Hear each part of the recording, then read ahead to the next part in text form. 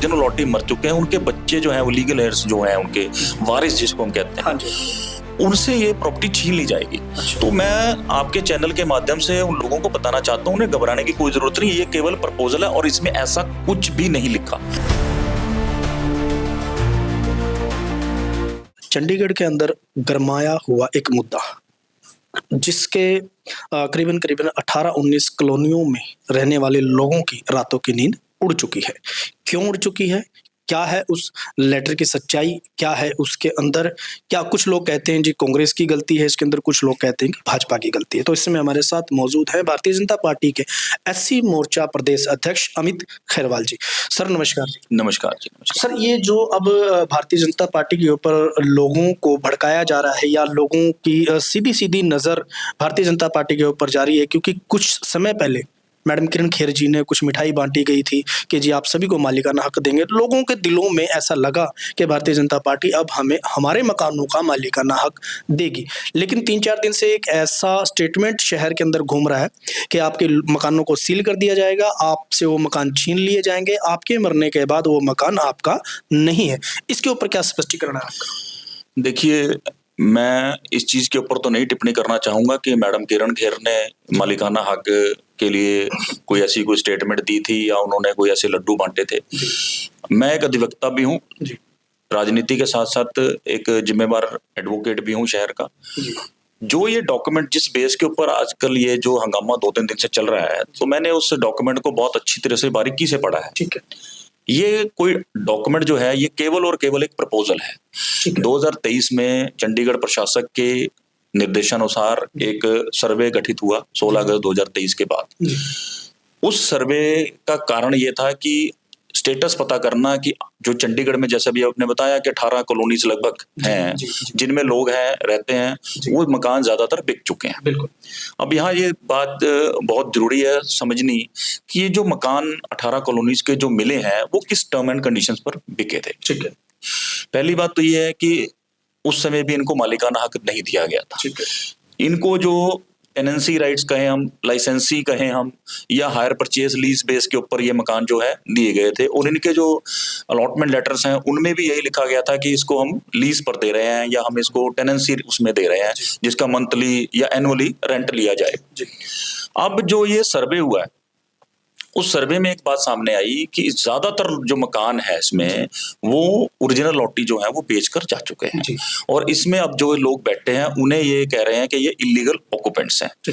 अब ये कह रहे हैं कि जो इस नोटिफिकेशन के हिसाब से तकरीबन 13,500 घर ऐसे हैं, जिसमें से 9,000 समथिंग कुछ ऐसे घर हैं जो हायर इसमें लाइसेंसिंग बेस के ऊपर दिए गए हैं मकान। अब इतने सारे मकानों को अगर आप सोचें कि हम नोटिस देकर खाली करवाएंगे तो ये बड़ा लॉन्ग प्रोसेस हो जाएगा, लिटिगेशंस बढ़ेंगी, है ना, कोर्ट्स के अंदर भी बहुत ज्यादा इसमें कहें तो पैनिक होगा शहर में। तो प्रपोजल की क्या आवश्यकता थी इसके अंदर? प्रपोजल क्यों तैयार किया? प्रपोजल इसमें इसलिए तैयार किया गया कि स्टेटस पता करने के लिए कि पहला तो इनका ये था कि इस स्टेटस क्या है, कितने मकानों में ऐसे लोग रह रहे हैं। देखिए ऐसा है, अगर एक आधा कोई होता तो हो सकता है कि ये जैसे पहले भी टर्मिनेट करके इसको और सील कर चुके हैं मकान, तो ये ऐसा कर सकते थे। तो जहां तक मैं समझ पाया हूँ इसको, इसका मकसद ये था, पहला तो ये जानना कि ये तादाद कितनी है। अब प्रशासन को पता चला कि ये बहुत ज्यादा है और इतने सारे लोगों को बाहर एविक्शन करना जो है वो गलत है। तो और दूसरी बात, इसको अगर हम एविक्ट करते भी हैं तो प्रशासन को इसमें थोड़ा रेवेन्यू लॉस भी हो रहा है, क्योंकि जो मकान बिक चुके हैं, जो आप आज की तारीख में वहां बैठे हैं, वो इसकी जो भी इसकी टेनेंसी थी, जो इसका लाइसेंसी फीस थी, वो हो सकता है वो जमा नहीं करवा रहे। सर, मैं ऐसे एज ए एडवोकेट आपसे एक चीज जानना चाहूंगा कि इनके जैसे मैं 25 सेक्टर की अगर बात करूं, उसके अलॉटमेंट के बैक साइड लिखा गया था कि आप इसको सेल परचेज नहीं कर सकते, रेंटेड भी नहीं कर सकते। तो क्या वो व्यक्ति जो उस मकान उसको अलॉट हुआ, क्या वो व्यक्ति ये समझता है कि भाई मुझे ये मकान बेचना नहीं चाहिए या किराए पे नहीं देना चाहिए? अगर वो बेचता है तो कहीं ना कहीं जो नोटरी 17 सेक्टर में बैठे हैं, जो उनकी पावटोनी तैयार करते हैं, तो क्या उनको स्टिक एक्शन नहीं होना चाहिए कि भी आप इस मुद्दे के ऊपर काम नहीं करोगे? क्योंकि जैसे जैसे लोगों ने इस चीज को चलन को शुरू किया कि मकान बेचना शुरू किया, तो ऐसे ऐसे ही वो पैसे या जितने गुनहगार वो मकान मालिक है उतना ही गुनहगार वो नोटरी भी हैं जो सेक्टर 17 में बैठे हैं, क्योंकि उनको बता देना चाहिए था या ऐसा कोई नोटिस लगा देना चाहिए था कि 25 सेक्टर के मकान, डड्डू मायरा के मकान, रामदरबार के या बोइंचा सेक्टर के मकान विकास नगर के नहीं बेचे जा सकते और उनका पावर टोनी नहीं तैयार किया जाएगा। देखिए ऐसा है, एक नोटरी है जी, आप उसके पास चले गए कि मेरी जीपीए बना दीजिए, ठीक है आपने उसे अलॉटमेंट दिखाई? जी, बिल्कुल दिखाई नहीं दिखाई। नहीं। वो मैं बताता हूँ, मैंने ऐसा एक केस देखा है सर। सुनिए मेरी हाँ बात, नोटरी का काम क्या है? जी, अटेस्ट करना। ठीक है। वो नोटरी जीपे खुद बनाते नहीं है, जिसने वो जीपे बनाई हो सकता है उसने वो अलॉटमेंट लेटर देखी हो। हाँ, नोटरी जो होते हैं वो सिर्फ डॉक्यूमेंट देखते हैं ये बना हुआ है, जी, ठीक है, जी, और वो देखते हैं कि सेलर है और परचेजर है, परचेजर, तो उनका काम सिर्फ उसे अटेस्ट करना है। ठीक है। तो जीपीए वो बनाते नहीं है, नोटरी का काम जो है वो सिर्फ अटेस्ट करना है। अटेस्ट। अब उसने वो टर्म कंडीशन देखी नहीं, ठीक है, उसने वो टर्म कंडीशन देखी नहीं, जी, तो वो उसने वो टेस्ट कर दिया। जी, अब बात आपने कही जी, कि मकान बिक गए, है ना, जी। अब प्रशासन को भी पता चल गया कि इतने मकान बिक गए, लेकिन उसके बावजूद भी ये डॉक्यूमेंट तो यही कह रहा है ना जी, कि हम टेनेंसी राइट्स जो हैं वो ट्रांसफर कर रहे हाँ हैं, जी। ऑक्यूपेंसी राइट्स ट्रांसफर कर रहे हैं, जी, ये मालिकाना हक की बात नहीं कर रहे। हाँ जी, इसमें क्लियरली लिखा हुआ है ये चीज कि इसमें जो ओरिजिनल अलॉटी था वो टेनेंट था, वो लाइसेंसी था, और वही लाइसेंसी राइट्स जो हैं वही टेनेंसी राइट्स जो है अब आज का जो ऑक्यूपेंट है हम उसे कर रहे हैं, ठीक है। ट्रांसफर कर रहे हैं। हाँ। और इसके लिए हालांकि इसमें अमाउंट नहीं लिखा, तो मैं आपके चैनल के माध्यम से ये भी बताना चाहता हूँ कि जो लोग इसके ऊपर राजनीति कर रहे हैं, खास तौर पर कांग्रेस के नुमाइंदे जो ये बातें कर रहे हैं, तो मैं उन लोगों को से ये पूछना चाहता हूँ कि आप लोग जो कह रहे हो कि कांग्रेस ने ये घर बसाए थे, तो क्या आपने ये अलॉटमेंट लेटर पढ़े हैं? ये जो अलॉटमेंट लेटर्स के अंदर जो कंडीशन टर्म्स कंडीशन लगाई हुई है, ये उसी का नतीजा है जो आज चंडीगढ़ के कॉलोनी वासी डर के माहौल में जी रहे हैं। कहीं ना कहीं, क्योंकि जब ये मकान अलॉट किए गए हैं उस समय में कांग्रेस पार्टी की सत्ता रही है। ये टर्म्स एंड कंडीशन हो सकता है कांग्रेस पार्टी ने खुद बनाए हों, और हो सकता है कि आज कांग्रेस पार्टी सिर्फ और सिर्फ इसीलिए इस मुद्दे को गर्माहट दे रही है कि सत्ता में आज भारतीय जनता पार्टी है। लेकिन कांग्रेस पार्टी को यह भी अधिकार था कि जब आपकी सत्ता थी, बंसल साहब यहाँ रहे हैं 10 साल, सेंटर में सरकार रही है इनकी, तो तब भी तो इन लोगों को सर मालिकाना हक मिल सकता था। तो कांग्रेस पार्टी क्या इसका मतलब लोगों के साथ धोखा करने का काम कर रही है या उनको गुमराह करने का काम? सर देखो, बिल्कुल इस समय तो बिल्कुल ही लोगों को गुमराह करने का काम कर रही है। मुझे बहुत ही मैं मतलब एक पढ़े लिखे शहर के अंदर आप मतलब पढ़े लिखे लोग हो, और मैं देख रहा था एक वीडियो मैंने देखा अभी, सीनियर डिप्टी मेयर और डिप्टी मेयर कांग्रेस के हैं, वो ऐसी वीडियो उनका एक इंटरव्यू लिया और उसमें वो कह रहे हैं कि जी मालिकाना हक नहीं दिलाया जा रहा चंडीगढ़ में, लोगों को उनसे मकान छीने जा रहे हैं। मुझे उन लोगों पर तरस आता जिन लोगों ने इन्हें चुना है। अच्छा, क्योंकि जब इन लोगों को ये हवा में बातें करते हैं, ठीक है, डॉक्यूमेंट देखते नहीं है। इस डॉक्यूमेंट में कहीं भी ये नहीं लिखा हुआ कि इसमें से 45 लाख रुपए लिया जाएगा। अच्छा। इस डॉक्यूमेंट में कहीं भी ये नहीं लिखा हुआ कि इनसे एनुअली जो होगा उसके बाद एनुअली भी चार्ज लिया जाएगा। इसमें सिर्फ इतना लिखा है, मैं आपको थोड़ा पढ़ के भी सुना देता हूँ। इसमें ये लिखा है, the committee is of the opinion that a one time charge should be fixed for this purpose of granting of possession tenancy rights to the present occupants and also annual rent should be revised for such occupants by the concern department. अब इसमें पैसा लिखा ही नहीं हुआ, इसमें इन्होंने सलाह दी है। वन टाइम सेटलमेंट जो इसमें दिया हुआ है, वन टाइम मार्केट के हिसाब से आज नहीं, इसमें एक और फर्क है। जो लोग ये कह रहे हैं कि इसमें मार्केट रेट, एक बात बताइए, मार्केट रेट से वैल्यू होगी इसमें ऑक्शन का, इसमें एक्चुअली मैं बता दूं आपको थोड़ी सी मिसकम्युनिकेशन है। इसमें एक चीज क्या लिखी हुई है, इसमें it is also recommended that the concern department should also consider the instructions issued by ministry of home affairs government of India vide letter dated 5/10/2012 while framing the legal provisions based upon the recommendation. अब ये जो recommendation 2012 की है, ये भी कांग्रेस सरकार के समय की इंस्ट्रक्शंस है, जिसमें ये क्या कहते हैं, it has therefore been decided with the approval of competent authority that land for any purpose must not be disposed of below the market value and without auction. अब ये क्या कह रहे हैं कि 2012 की जो इंस्ट्रक्शंस थी उसके अकॉर्डिंगली कोई भी चंडीगढ़ में जमीन जो है वो ऐसे डिस्पोज ऑफ नहीं की जा सकती बिना ऑक्शन के, या उसको आप कहें मार्केट वैल्यू से। लेकिन आगे अगले उसमें क्या कहते हैं ये, कि ये केस है, the committees of the view that since property is not being disposed of in the present case. अब इस केस में क्या हो रहा है सर, इसमें ये मकान बेच थोड़ी रहे हैं इनको, ये मकान ये कोई खरीद फरोख्त तो हो नहीं रही इसमें। ये क्या कह रहे हैं, सिर्फ टेनेंसी राइट्स और लाइसेंसी राइट्स ट्रांसफर कर दिए जाएं आज की तारीख में जो ऑक्यूपेंट्स बैठे हैं। तो ये लोगों में डर है कि जैसे अलॉटी को ना देकर या प्रशासन कब्जा करेगी या उसके बच्चों को ना देकर, तो ये लोगों में डर बना हुआ है। देखो ऐसा है सर, ये इसमें बच्चों के बारे में मैंने कल एक बड़ा ही डिटेल्ड वीडियो भी डाला था, और कुछ लोगों ने उसको भी गलत तरीके से लिया। कुछ लोग ये कह रहे हैं कि मैं तो इसको मैं सही मान रहा हूँ, मैं तो इसको सही नहीं मान रहा। मैंने सिर्फ, मेरा वीडियो डालने का मकसद सिर्फ ये था कि मैं लोगों को ये बताना चाहता था कि इसमें जो इसके बेस पे जो आपको डराया जा रहा है वो बिल्कुल गलत है। इसमें अमाउंट कहीं नहीं लिखा हुआ, मार्केट वैल्यू कहीं नहीं लिखी हुई, क्योंकि मार्केट वैल्यू लगाओ या ऑक्शन में वो होती है चीज अगर आप बेच रहे हो। अरे भाई ये बेच थोड़ी रहे हैं, ये सिर्फ रिकमेंडेशन क्या दे रहे हैं, ये कह रहे हैं कि जो आज की तारीख में ऑक्यूपेंट बैठा है उसी को हम ऑक्यूपेंट मान लें, और वो टेनेंसी जो लीज जो टेनेंट हम लेते थे वो अब इनसे लेना शुरू कर दें। ठीक है, लेकिन 20 साल के लिए सेक्टर 25 की अगर मैं बात करूं, 20 साल के लिए था, 20 साल जिनके पूरे हो चुके हैं, क्या वो अभी भी सरकार को पैसा देंगे? देखो 20 साल के बाद भी इसमें वैसे जिक्र किया हुआ है 25 सेक्टर का, इस स्पेसिफिकली लिखा हुआ है कि 20 ईयर्स का हो चुके, कंप्लीट हो चुके हैं। और इसके बारे में इसमें लिखा हुआ है, from the table it is clear that in case of 25 no rate is available और revise for charging from 221 onwards, although 20 years already expired in period ranging from 20 to 22 on respecting date, hence the rates are required to be revised the set। अब इसका ये revise करना चाहते हैं, मतलब जो rate चल रहा था, क्योंकि देखिए ये जो 25 सेक्टर का, जिससे मेरे पास एक अलॉटमेंट लेटर है, ये सेक्टर 25 की ही है, इसमें लिखा हुआ है you have been allotted construction site up to plinth level bearing so and so on the license base on the following terms and conditions. ठीक है जी। अब इसमें 20 साल का जिक्र किया हुआ, द लाइसेंसी शैल पे 10th of every month a sum of ₹254 as a monthly installment for a period of 20 years without any demand. If the licensee fails to pay the monthly installment within the prescribed period, he shall liable to pay the penalty of ₹50 per month।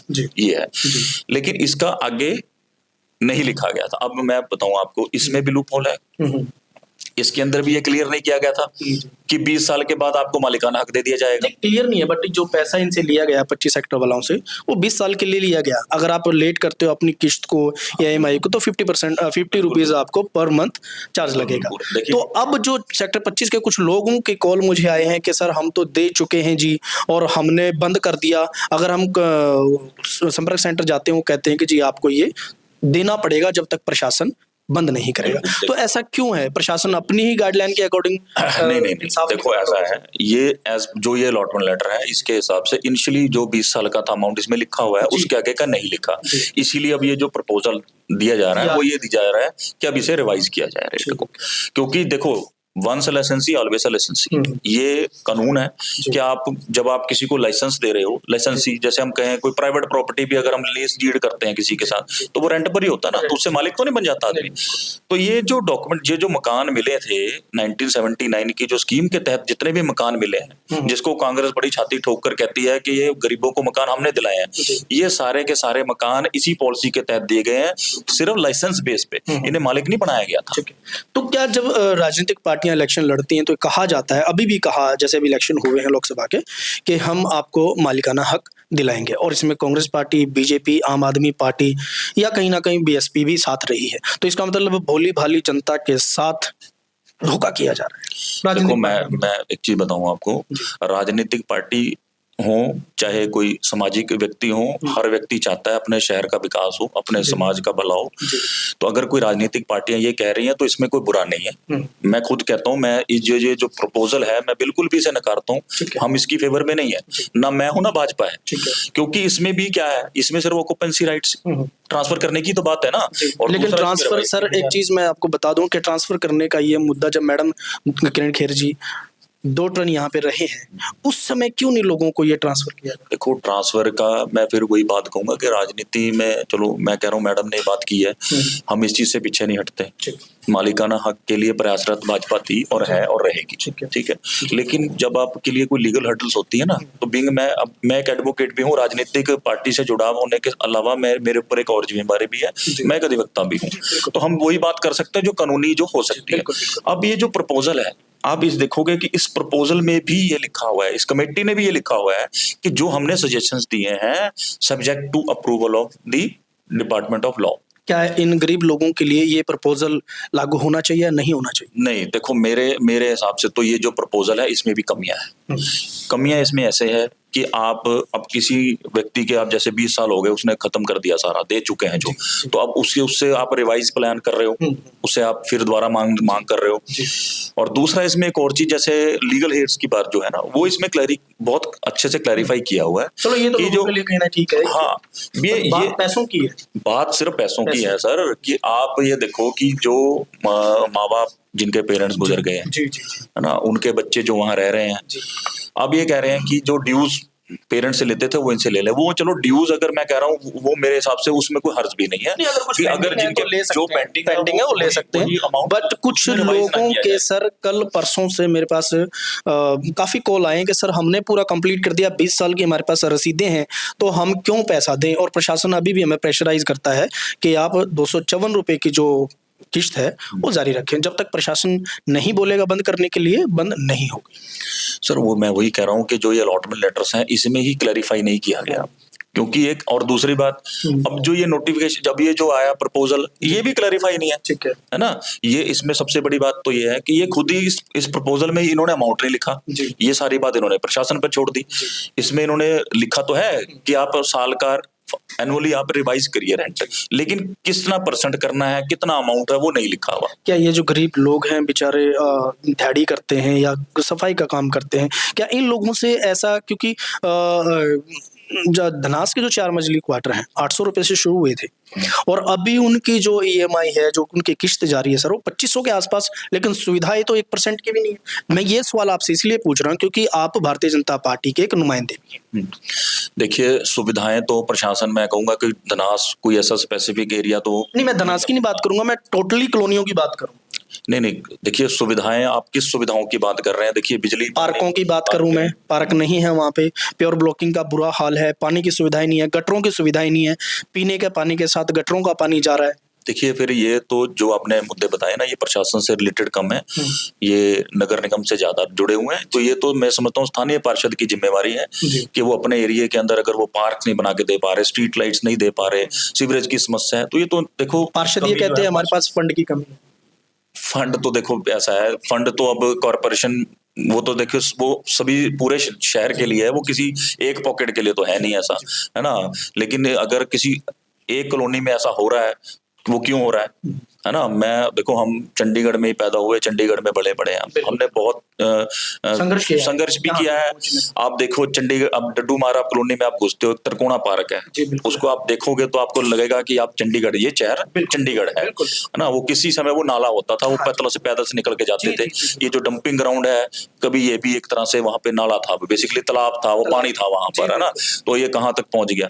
जो विकास धीरे धीरे कहीं कहीं colonies में हुआ है वो हुआ है, लेकिन अगर अब कुछ चीजें जैसे धनास जो है, मलोया पिछली तरफ स्मॉल फ्लैट्स वो नए बने और जगह वहां पर है, लेकिन यह है कि हर चीज को समय लगता है, ठीक है। जो पार्क्स मैं कहूंगा धनास में ऐसा नहीं है कि धनास में बिल्कुल ही पार्क है ही नहीं है, जगह है, पार्क्स बने हुए हैं, लेकिन अगर आप कंपेयर करते हो उनको सेक्टरों के मान से, ये मैं बिल्कुल एडमिट करता हूँ कि सेक्टरों के और कॉलोनीज में बहुत डिफरेंस है। तो मैं यही सर एक चीज मैंने फिर कही थी कि एक उसमें कि लोग ये कहते हैं कि चंडीगढ़ बदल रहा है। क्यों बदल रहा है? कॉलोनियों के साथ अलग, और जो अलग अदर सेक्टर हैं उनको बड़ी VIP ट्रीटमेंट दिया जाता है, कॉलोनियों से वोट मिलती हैं, कॉलोनी वाले भी टैक्स देते हैं, लेकिन इन कॉलोनी वालों के साथ ऐसा दुर्व्यवहार क्यों किया जा रहा है? देखिए मैं फिर कहूंगा कि अगर कॉलोनियों के साथ ऐसा व्यवहार हो रहा है तो उसके जिम्मेवार जो है वहाँ के पार्षद हैं, क्योंकि ये जो मुद्दे हैं, पार्क हो, स्ट्रीट लाइट्स हो, सीवरेज की बात हो या सड़कों की बात, क्योंकि आपकी भी पार्टी के पार्षद हैं सर। हाँ बिल्कुल है जी, देखिए बिल्कुल है, लेकिन मैं कहूंगा कि ये चंडीगढ़ के लिए, चंडीगढ़ के लोगों का दुर्भाग्य है कि 2021 के चुनाव में ज्यादातर कॉलोनीज के अंदर आम आदमी पार्टी के पार्षद रहे और वो पहली बार पार्षद बनकर आए। उनका थोड़ा अनुभव की भी उनमें कमी रही। अदरवाइज देखिए इनका वार्ड फंड भी होता है, तो मैं समझता हूँ छोटे मोटे पार्क को डेवलप करवाने के लिए तो ये वार्ड फंड से भी यूज कर सकते हैं, क्योंकि बड़े प्रोजेक्ट जो होते हैं, बड़े प्रोजेक्ट्स के लिए आपको हाउस में पास करवाना पड़ता है या फंड्स की जरूरत पड़ती है, लेकिन छोटी चीजों को तो वार्ड फंड से भी काउंसलर जो है वो करवा सकते हैं। लेकिन मैं जहां तक मैं समझाऊं, कॉलोनीज के अंदर देखिए, अब अगर आप दनास की बात की आपने, वहां पर आम आदमी पार्टी का पार्षद है, ठीक है जी। आप डड्डू माजरा में लीजिए, वहां भी आम आदमी का पार्षद है। रामदरबार में लीजिए, वहां भी आम तो आपकी पार्षद है। चलो दनास नहीं, अभी नहीं आया कोई, ये तो अब आपके बारे में, आपके माध्यम से सूचना मिल रही है, हमारे को कैसे? क्योंकि जब हम दनास को कवर करने गए थे तो उन लोगों को बताया कि आम आदमी पार्टी से था जो बीजेपी ज्वाइन कर चुका। नहीं देखो, मैं ऐसी शायद हो सकता है मुझे झूठी खबर दी लोगों ने। नहीं, ऐसी हमारे पास तो कोई जानकारी नहीं है, ऐसी कोई जानकारी नहीं है। मैंने तो एक सरसरी तौर पे आपको बताया कि मोस्टली राम दरबार में चले जाए तो वहां भी आम आदमी पार्टी का पार्षद या 25 सेक्टर 52 सेक्टर में था, वो उसको हम कह सकते हैं कि वो भाजपा ज्वाइन कर चुका है ना।